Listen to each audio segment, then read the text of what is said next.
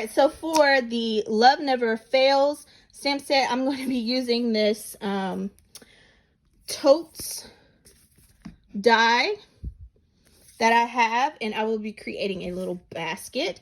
Okay, so to make things easier on myself, I went ahead and I die cut out the tote, and this is the extent of everything that I need. One run through of this die gets me my tote or my little basket, so I don't need that anymore, and I thought this would help me with my stamping.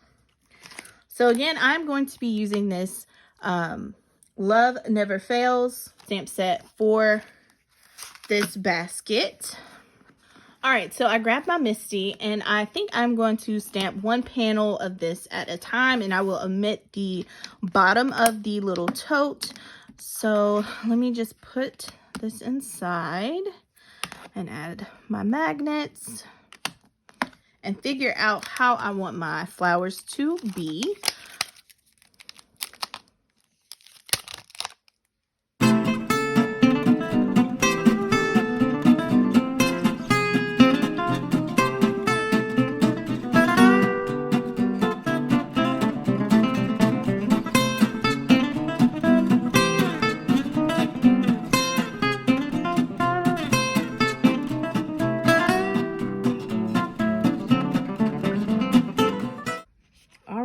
So everything is stamped with some Versamark. Hopefully it's well enough for me to get a decent impression and embossed look. All right, so I have heat embossed my stamped images. I also stamped and heat embossed the straps for the tote. All right, so I'm just taking a few distress oxides, and I will be adding some color to this here and there.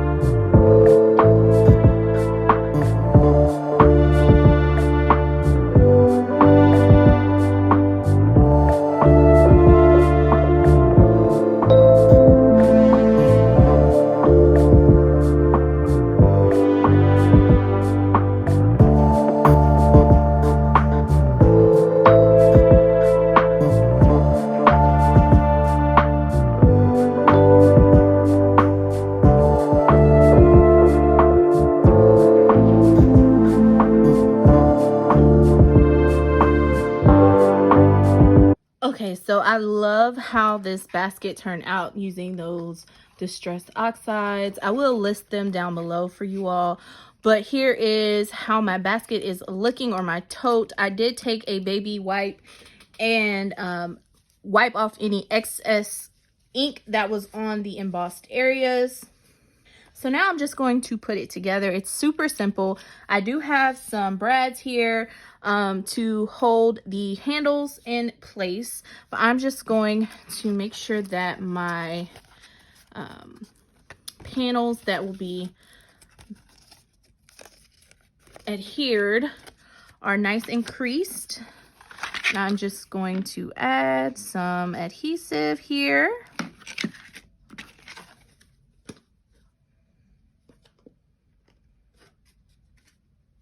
And fold those down. And let me do that to all of them.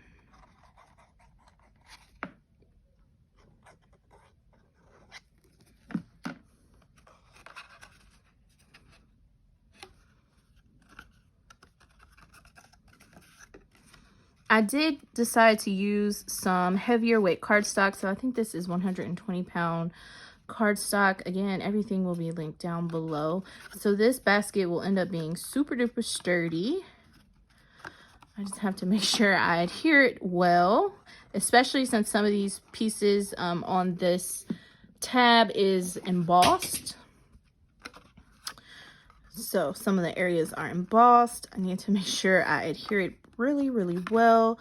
Of course, you can use hot glue if you choose, but I like to use a little wet glue so I can move things around as necessary. So again, here are my straps, and I'm just going to get them a little bent. So they have a little movement, break up those fibers. I don't have my bone folder here, so when all else fails, use your fingers. And again, I just have some small little brads here that I have in my stash, and I wanted to accentuate the yellow, so I chose to use tiny little yellow brads, and I'm just going to place those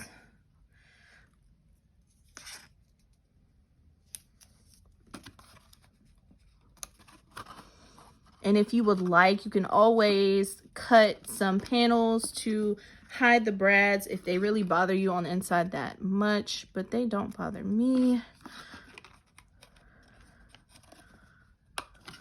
And if you fill this basket, you probably are going to hide them. So